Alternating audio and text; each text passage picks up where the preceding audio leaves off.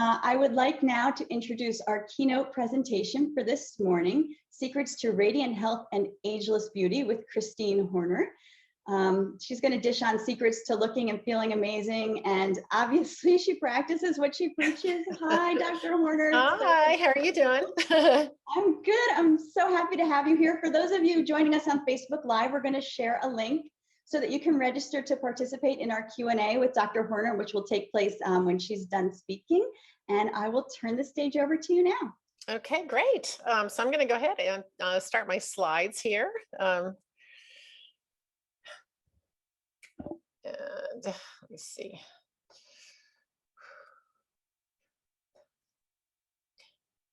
All right. So historically, for those of you that don't know me, I'm a double board certified surgeon in general surgery as well as plastic surgery. Worked as a plastic surgeon for about 12 years. I had a special interest in breast cancer, actually, because my mom had been a breast cancer patient. And so I did a lot of breast reconstruction. And my life really started changing when early in my practice, I was noticing that my patients were getting younger and younger. And then eventually I was operating on women in their 20s for breast cancer, doing breast reconstruction. Needless to say, that was really horrifying to me. And I thought, you know, something's like dramatically wrong here, and there's got to be something that women can do. So this was about 25 years ago, before we had any kind of conversation in our culture about natural health. When I went through medical school and residency, I didn't have a single course in nutrition. So anyway, what I did was to go through the medical research, not knowing what I was going to find at all, and found thousands of studies even back then showing exactly why we have a breast cancer epidemic and prostate and colon cancer and ill health in general. And of course, it's all diet and lifestyle related. So like 95% of the cases of breast cancer could be prevented just through diet and lifestyle alone. So you know, really kind of steered my life, you know, at that point when I got a strong interest in natural health. And then there was some convergence of the universe where insurance companies stopped paying for breast reconstruction after mastectomy, saying that it was, you know, not necessary. So I got very mad, organized a national campaign. Kind of long story short, I met with President Clinton several times, and we now have a federal law mandating that, you know, women can have breast reconstruction after mastectomy. But the very first time I met with President Clinton, I came back to Cincinnati, Ohio, where I was in practice. I'm now in beautiful San Diego, but the television station sent out a reporter, a news anchor, to interview me. And it turned out that he had been a teacher of transcendental meditation for about 30 years. So he said, you know, you should really learn how to meditate. And I was like, okay, I'll do that. So I learned how to meditate, and I was completely blown away by the instantaneous results that I had with that. And then he said to me, well, if you're interested, it's actually from a system of medicine called Ayurveda. And I'm embarrassed to say I'd never heard of it before, even though 1/6 of the world's population uses it as their primary form of medicine. And he said, the best way for you to experience it is to go to Fairfield, Iowa, where they have a spa where they do treatments called panchakarma, which are detoxification type treatments. So I was like, okay, great. So I go to Fairfield, Iowa, and I didn't know what I was getting myself into. So I just signed up for 3 days. And you would think that maybe the treatments would be uncomfortable or painful, but not at all. It's like luxurious spa setting where there's a lot of hot oil massages and steam treatments, and they do some bastis, which are like medicated herbalized colonics. But 48 hours into it, I looked in the mirror and I looked 10 years younger and never felt better in my life. And I thought, oh my God, these people really know something. And really, I learned nothing in my medical training, which is tragic and sad, about how to create health. And Ayurveda is all about, you know, how do you create health? And the other thing that I really noticed was that when I looked in the mirror and saw myself, I mean, I was glowing. And I thought, you know, this is the look that my patients want. And I'm not providing that for them just by repositioning skin and doing, you know, topical treatments. So it was this kind of aha moment about how radiant beauty really starts, you know, from within. And it's not, you know, just topicals. So as I said, I really delved into Ayurveda at that point. And what I like to do at this stage is to kind of go over why do we age? I mean, that's always been a big question out there, and particularly like in the last, I don't know, 80 to 100 years, people have been really studying that. Well, why do we age? Well, there's actually 300 different theories of aging. And so that can be a bit overwhelming. You can think, okay, well, what of them, if any of them are true? And it turns out that all of them are true because it's very complex, the aging process. So in order to kind of wrap our brain around, okay, what are these theories of aging? We can categorize them into some major groups. So one group is the programmed error theory of aging, which involves using the oxygen-free radicals and toxins that are continually damaging our DNA and our tissues. And then the molecular theory of aging has to do with gene expression. So they've found that there are longevity genes that are on chromosome 4 in particular. And yes, there is an association with people who have these particular genes and longevity. However, it turns out it's not very much. So there's a very famous study that was done, a Danish twin study, where they looked at, okay, how much influence does environment, external factors have versus, genetics. And they found that, not surprisingly, that 90% of our health and our lifespan is based on our diet and lifestyle, and only 10% is associated with genetics. So again, it almost doesn't really matter what your genetics are. You can manipulate it through your diet and lifestyle. Now, the cellular theories of aging look at the fact that when our body is replenishing itself, the cells will divide. That's how they create new cells. But every time the cell divides, there's a little repeating segment of DNA at the end of the chromosomes called telomeres. I think most people have heard of those at this point of time. But those telomeres, like every time the cell divides, they get shorter, and so they get to a certain length where they're too short for the cell to divide again, and that's when the cell dies. This particular cellular theory of aging also includes free radicals and inflammation as factors in causing aging. And then finally, there's a systems-based theory. So this recognizes that as we get older, the various different systems in our body don't work as well, particularly the immune system. And we see, great examples of this with the, horrible COVID we've been living through, where, people who are elderly are more susceptible. And if they get illnesses, they're way, sicker and more prone to not surviving them. And it all has to do with our immune system function not being as robust as it was, and also neuroendocrine systems too. So according to this particular theory, the definition of aging is the decreasing ability to survive stress. Now, what's important of understanding these various different theories is that it allows us to target, how can we counteract, these situations. And so this is a diagram of the telomeres, and telomeres, like I said, are these repeating segments at the end of the chromosomes. And what's fascinating is that they found this direct linear relationship to the length of the telomere and how long your lifespan is going to be. So for instance, Dean Ornish did a study where they were looking at people 65 years and older and looked at their telomere length, and they found that the people who had the shortest telomere length had a 60% higher incidence of dying during their study period. So just a huge correlation with that. So as far as strategies for extending lifespan, again, we can look at all these different theories and then see how can we target them, specifically. And interestingly, of all the different kind of techniques that have been used to promote health and to lengthen lifespan, the one thing that has been found to be most effective and consistently all the time is calorie restriction. So this was something that was first tested back in the 1930s on rats.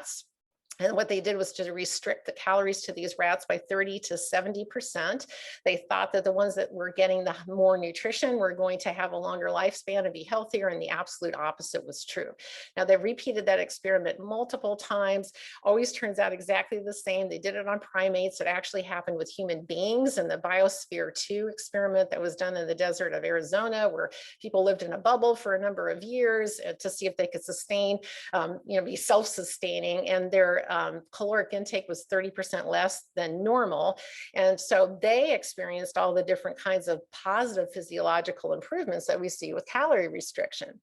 So these are the things that we see associated with calorie restriction, where we get, better sensitivity to insulin. It strengthens our immune system, increases protein turnover, all sorts of improvements in our blood lipid, panels and blood pressure.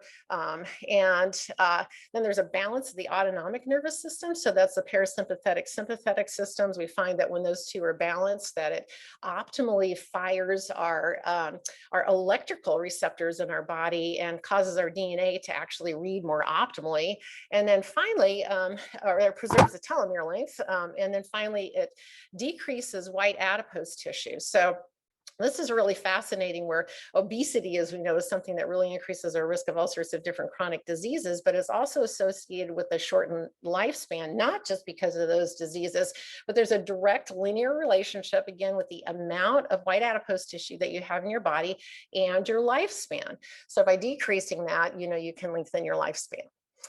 Now, Ayurveda, like I said, is a fascinating system of medicine that's been around for 5,000 years.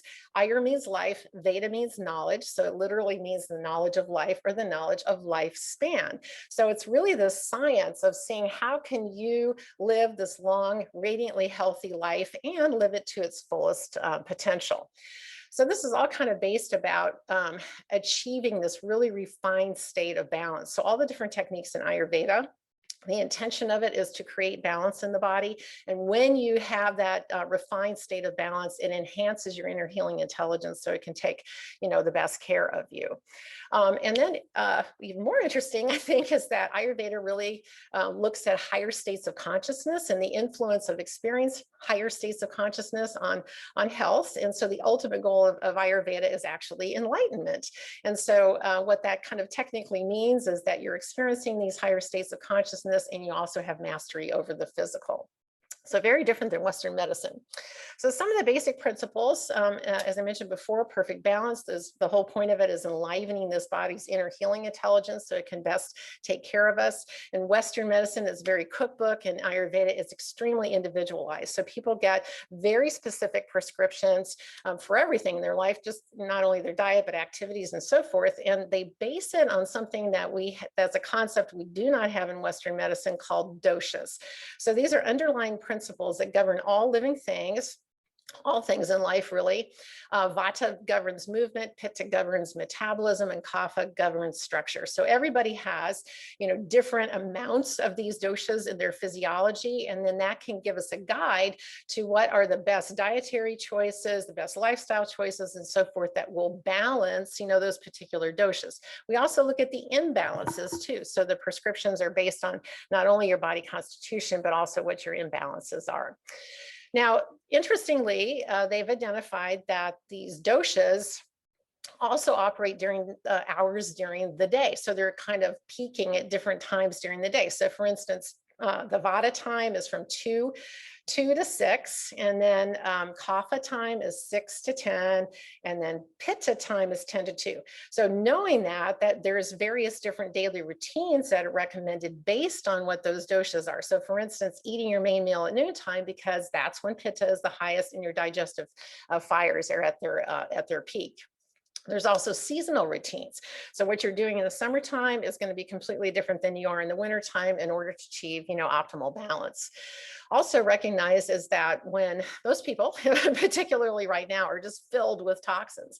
And so there's channels called shrotas, and they get clogged up with these toxins. And it's kind of like pointless to try to do anything is for your health without getting those, toxins out of your body. So for instance, taking herbs when you're full of toxins are not going to work. So usually panchakarma is recommended first, and you want to do a detox panchakarma several times a year.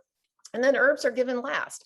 So a lot of times we look at these systems of medicine and people will go, oh, they're just, like a herbalized pharmaceutical form of medicine, but it's not at all. And in fact, Ayurveda gives all these other recommendations of things that you need to do, and particularly the things that you've been doing that are causing you to go out of balance, to stop those.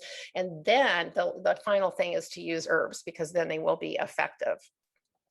Now, diet is extremely important, as we know, fundamentally for our health. So that's one of the pillars of Ayurveda. But what's important is to understand that it also involves digestion, because you can have the best diet in the world, but if you don't digest your foods properly, then, it doesn't help you out at all. So science, says, hey, fresh, organic, whole plant-based diet is the best for us. And in fact, that's what primarily Ayurveda recommends. Of course, avoiding excessive amounts of red meat, processed foods, sugar, refined carbohydrates.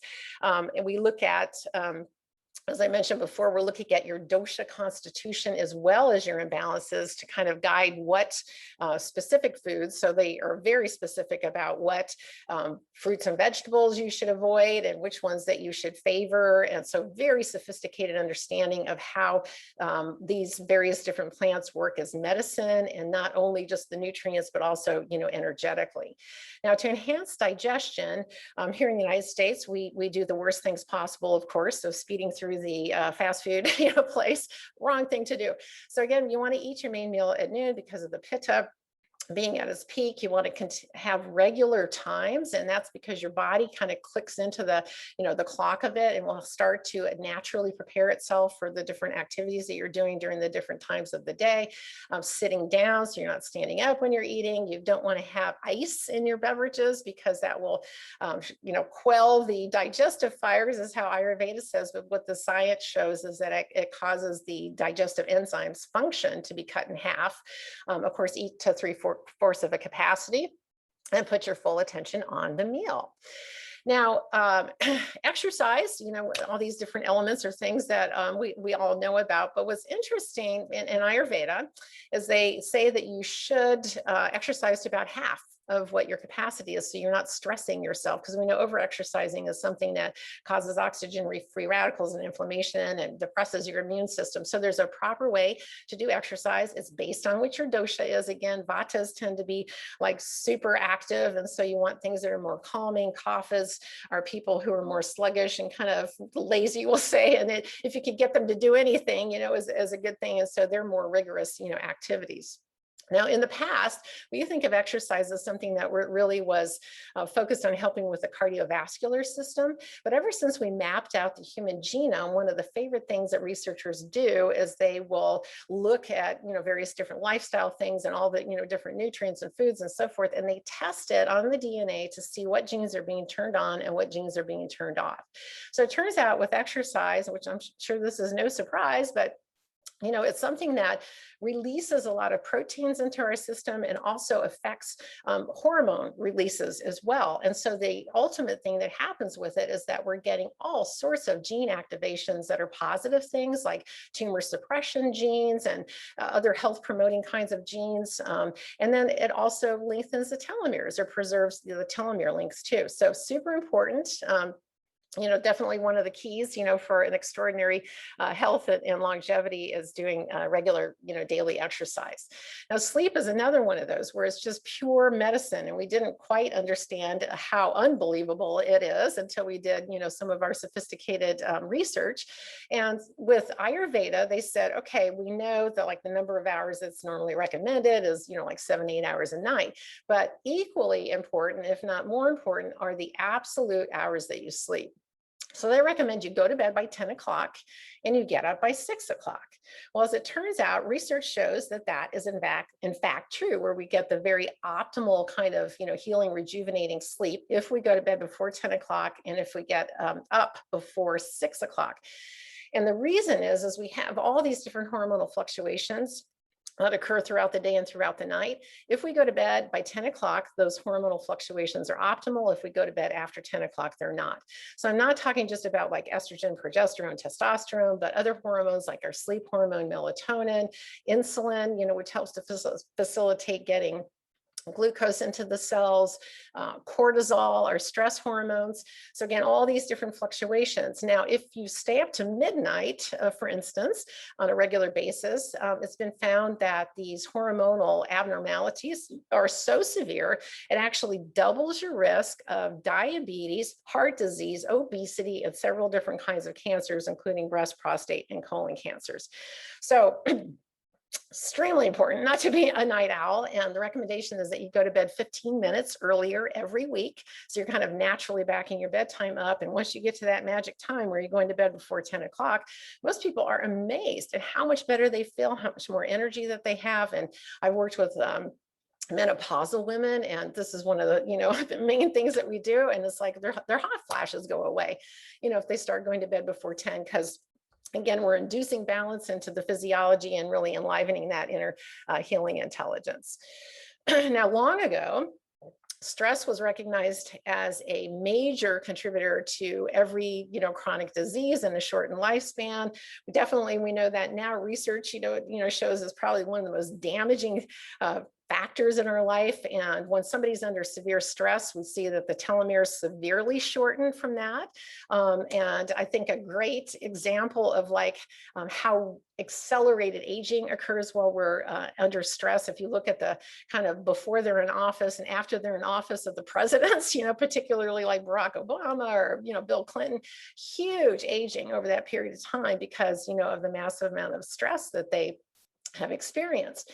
So to me, we're under so much stress, right now. COVID, made it a million times worse. It's kind of like a non-negotiable. If you want to experience good health and longevity, you really need to be practicing an effective stress reducing technique. So a lot of these effective stress reducing techniques came from the ancient systems of medicine, Ayurveda, traditional Chinese medicine, because it was recognized even, way back then that, stress plays such a huge role. So in Ayurveda, we have effective stress reducing techniques that include things like meditation, yoga, pranayama, which is alternating nostril breathing, traditional Chinese medicine, Tai Chi, Qigong, those kinds of practices. Now they're meant to be practiced daily because what they're doing is they're training your nervous system to not be as responsive. So you can have the same stress that comes at you, but your body is not going to respond as robustly. You don't have those, super high peaks of the stress hormones. And the effects of them are just amazing. So transcendental meditation, as I said, the form of meditation that I practice, it's been studied really extensively for decades. And there's over 700 published studies on it. And so one study that was really fascinating, I thought, that was done in Canada.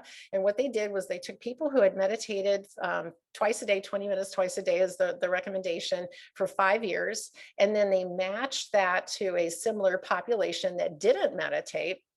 And then what they discovered was that the people who were the meditators were admitted to the hospital 50% less, so in half, for every single diagnosis, including accidents. So basically, the simple mental technique that is helping to reduce stress and anxiety in the body is something that can cut your risk of half of virtually every single chronic disease. So super powerful. And like I said, I think it's non-negotiable. Like everybody needs to be practicing one of these techniques. The other really interesting research, I think, that's come out in the last, couple of decades too, is about emotions. So it turns out that our emotions kind of have this influence on our health and longevity more than anything else, that trumps everything. So it has more of an influence than diet, than lifestyle, than genetics, than smoking, is our emotions. So again, when I was a surgeon, it was like, we didn't think there was any connection between your mind and, disease. We thought, the peptic ulcer patient seemed a little high stressed or whatever, but otherwise there was just no attention that we paid to it. So again, it turns out that that's the most important thing. And it's real interesting where there's one particular emotion that has the most influence, and that is the emotion of feeling loved and supported. So we're wired, to be social creatures and to feel loved and supported. So if you feel loved and supported, I always laugh, well, you can drink, you can stay up late at night, you can do all this stuff, and it's not going to have as bad of an influence on you because you have that unbelievable nourishing, aspects of feeling loved and supported. The opposite of that is being in toxic relationships. And it turns out that that's the worst stress, most damaging stress that our body can experience. So I become, kind of ruthless about who I allow in my life. And it really is all about just filling your life with people that are loving and supportive. And again, that's the strongest influence on our life. So it's like we need to pay attention to that even more than, our diet, supplements, and so forth. Now, supplements, coming into play with helping with not only health, but, also longevity. And ultimately that makes, the beauty from within. So do these supplements work? Well, the research, it shows that they absolutely do. And again, there's all sorts of different ways that we can target looking at, those theories of aging, for instance. So, anti-inflammatories, antioxidants. There's actually certain supplements that have been specifically studied to see if they can preserve the length of the telomere. So there's a number of them that are very effective for that. And then as we have been talking about in this conference too, really targeting the skin and the connective tissue so that we look, beautiful and healthy too. So the number one supplement that I recommend is vitamin D3. And that's because it's really essential for the proper functioning of every cell in our body. So it was discovered in 1932. It works more like a steroid hormone in the body, thousands of gene interactions. There's vitamin D receptors on all the different tissues. And like I said, every cell needs optimal amounts for good function.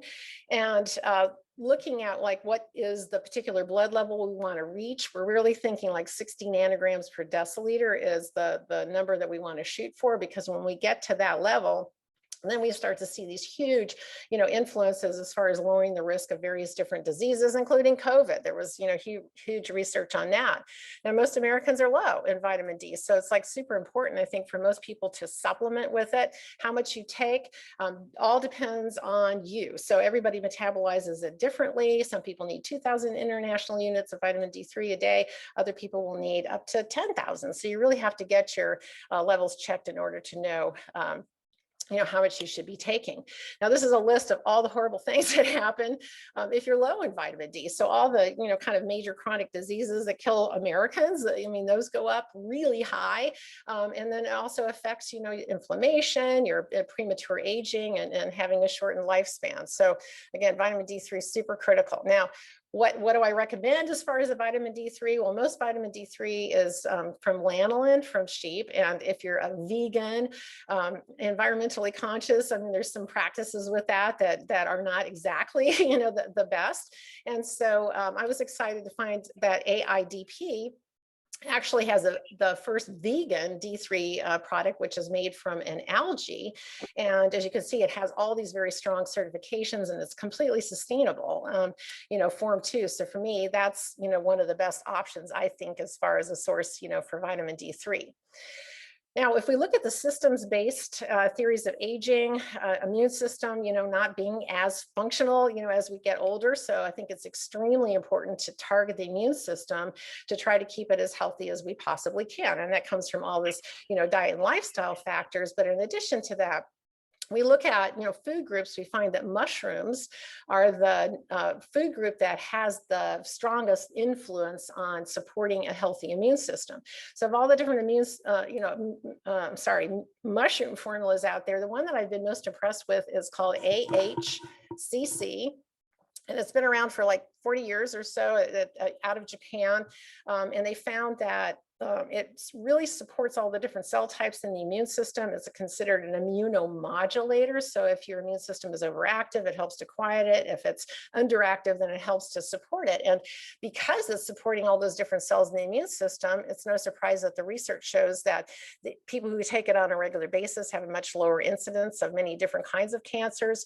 If you have cancer, they found that taking AHCC will really significantly improve survival statistics and take away some of the side effects of chemotherapy. So if you live in Japan, you get cancer, you'll be treated with AHCC in the hospitals because of those factors. It also seems to be quite good as far as combating viral infections. And several years ago, University of Texas Health Sciences tested it against the HPV virus, which can cause cervical cancer. And at this point in time, there's no effective Western treatment that's able to eradicate the HPV virus, but they found that AHCC actually killed the HPV virus. And then they tested it clinically on women with chronic HPV infection, cervical infections. And after 6 months, they found that the vast majority of them completely eradicated the HPV virus. So like like super exciting.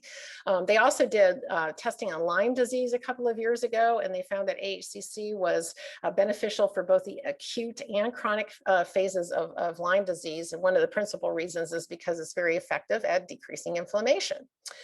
Now, as far as the supplements that really target the telomeres, one of the best ones is omega-3 fatty acids.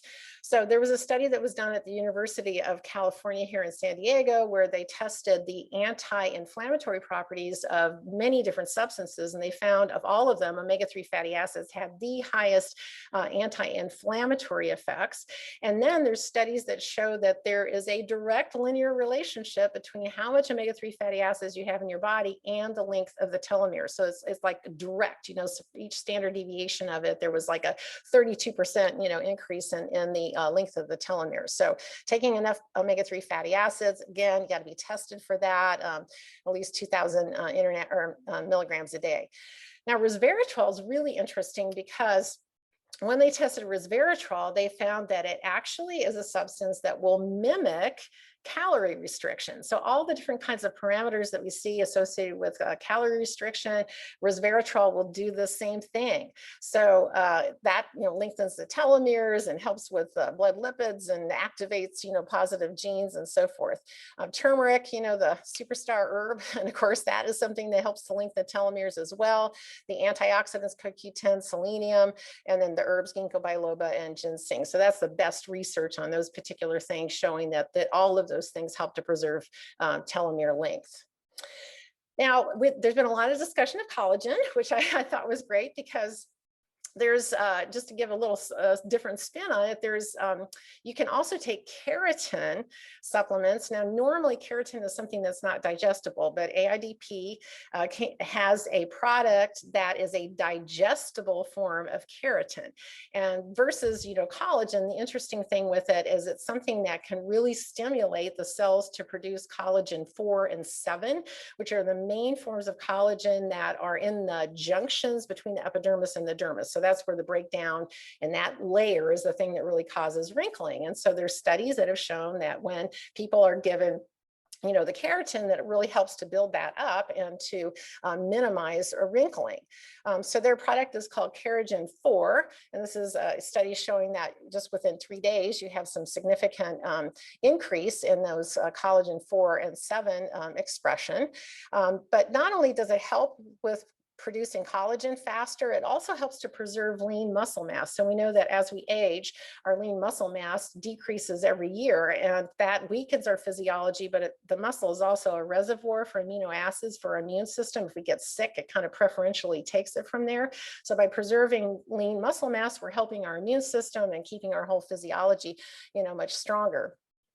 It also very strongly promotes the natural antioxidant in our body, glutathione. It decreases prostaglandin, so inflammation, as well as decreasing joint inflammation. So overall, like really good properties with it that help with healthy aging. Now, finally, what we'll look at is that there's a lot of people who have done this exploration of looking at cultures of extraordinary longevity and like the blue zones. And so they're looking at, okay, what are these different cultures doing where we have an abnormally high amount of centenarians in these cultures? Well, so all these things that we've been talking about, no surprise, that's something they naturally do in those cultures. So they eat primarily a plant-based diet that's low in calories. They're very active, so lots of kind of natural walking involved in their lifestyle. They practice stress-reducing habits. I like this one, wine in moderation, right? My favorite one.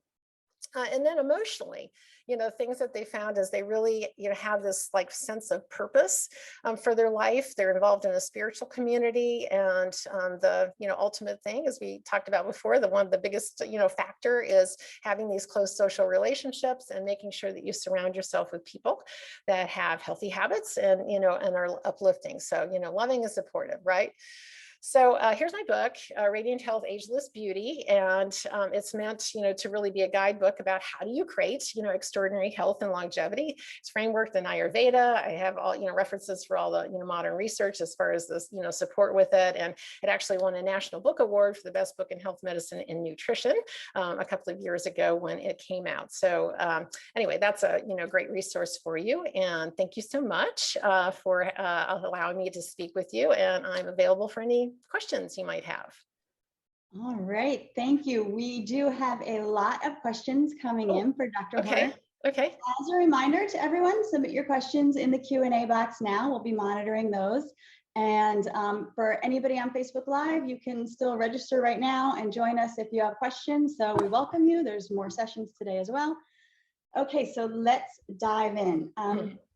Some questions about Ayurveda. So you talked about Ayurveda recommending daily routines based on your dosha and specific times of day. So can you give us some examples of what a daily, ideal daily routine would be according to Ayurveda? Sure. Yeah.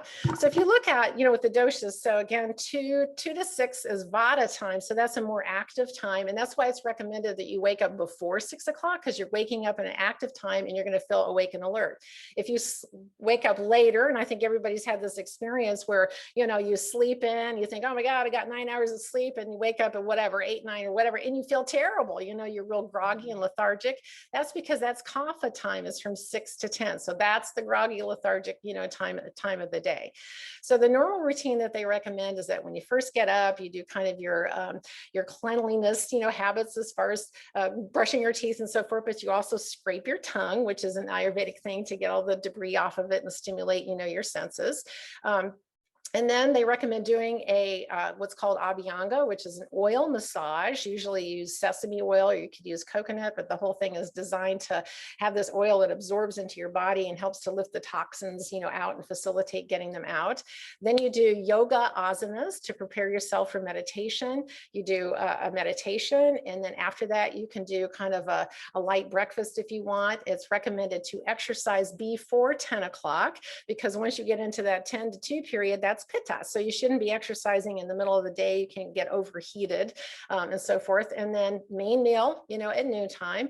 And then you kind of repeat that, in the evening, where you can do oil massage again, but doing the yoga asanas and doing meditation. And then in the evening, you really want to prepare yourself for sleep. So it means all the things we do, again, are bad in our culture. So not watching, violent movies and getting in technology and everything, but really soothing, music and hot baths and things, preparing yourself for sleep. I love it. It's also spa and relaxing, like you were saying, so pampering. Yeah. And actually, that reminds me, I got a text while you were talking. Somebody asked, what was the name of that spa again?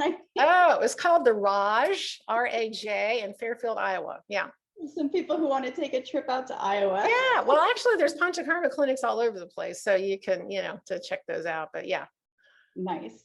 I have a question here from Rachel. She asked, since Ayurveda is less practiced in the US compared to our traditional medical system, what would be the best way for retailers to help educate consumers about this? So resources, your book. Sure. I mean, my book is great. I mean, there's a National Ayurvedic Medical Association, NAMA. There's a school in Northern California that, teaches Ayurveda, Vasant Law. There's so many different Ayurvedic practitioners that have great, websites and resources. And like I said, my book is a great one because it gives you some of the fundamentals, of Ayurveda as well. Yeah. This is an interesting question. If someone feels like they're a night person, does that mean they're unbalanced? Well, it's a complex question because there are some variations, with people that Ayurveda kind of recognizes, but kind of overall, ideally, like I said, going to bed before 10 o'clock and getting up before 6 o'clock are the ideal hours. And I think it's great to experiment with saying, okay, let me back my bedtime up at 15 minutes, every week until I get to the point where I'm going to bed by 10 o'clock. And how do I feel, then? Because like I said, most people have way more energy and they feel a lot better. And a lot of imbalanced symptoms, go away. So one of the things you said you said a lot that was just fascinating, and I have so much in my mind that I'm like, okay, start picking up these habits. But what you said about emotions being an even bigger impact than smoking, I was floored by that. Of course, it makes sense, but you think smoking is like, so because emotions play the biggest role in health and longevity, can you recommend some techniques to help people release emotional trauma? Sure. So the interesting thing is that they've discovered, our memories are not, just in our brain. We actually store them in our bodies. And so interesting with like people who have had transplants, for instance. So like, heart transplants, and the person who receives it suddenly is developing all these personality characteristics and memories and stuff that the donor, had.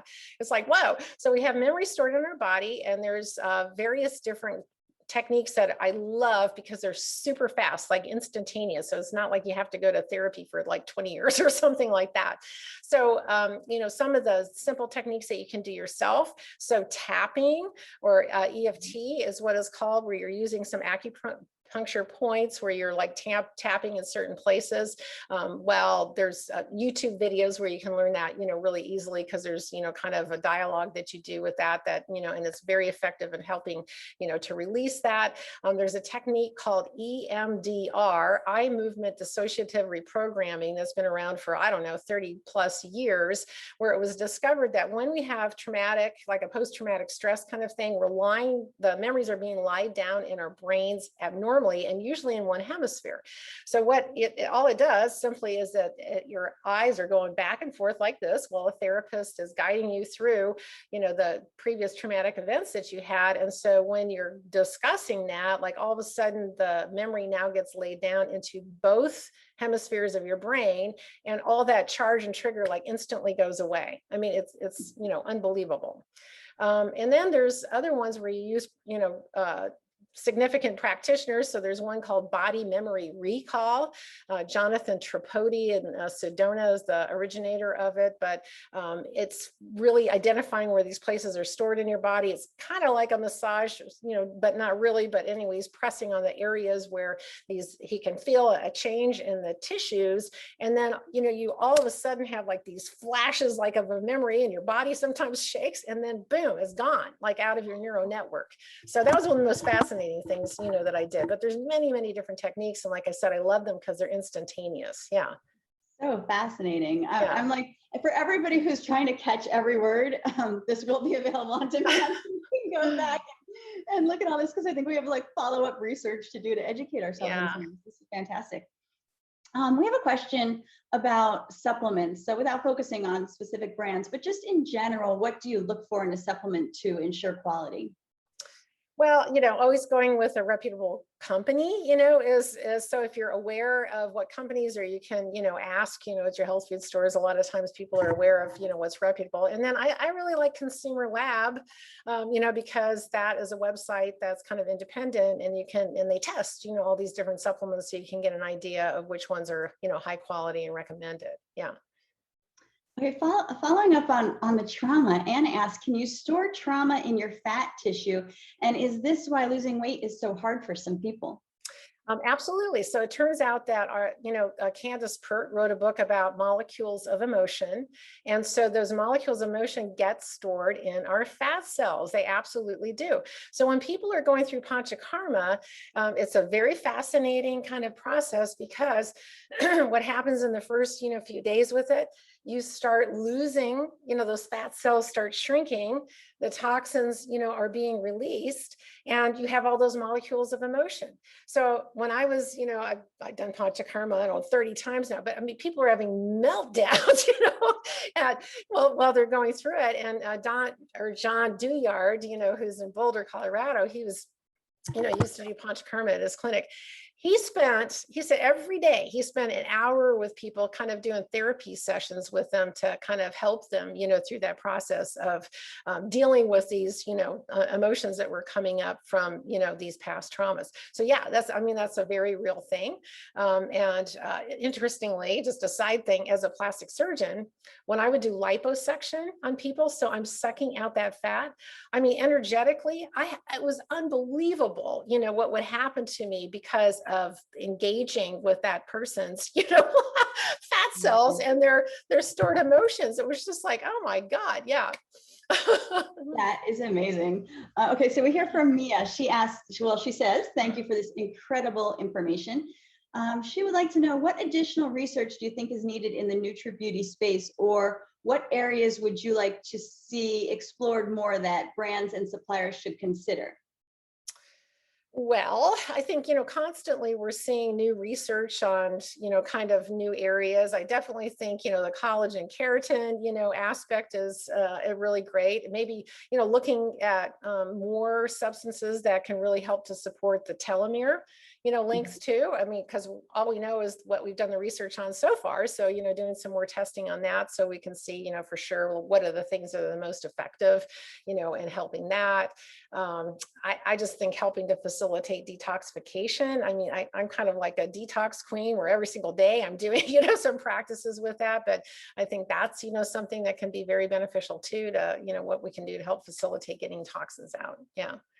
All right. And John is asking, how about snacking? Do you consider snacking throughout the day to be a good practice? No. So, you really need to allow your body to digest, each meal. It's definitely against Ayurvedic principles, to do that. So you want to, make sure that you're eating easily digestible foods that are highly nutrient dense, and then your body actually will not crave any kinds of foods when you're giving it the proper nutrients. And then, like I said, you allow, full, digestion of it before you're introducing, new food again. So yeah. All right. And I guess my crunching on ice when I'm stressed is, I learned just no. Yeah. Yeah. Okay.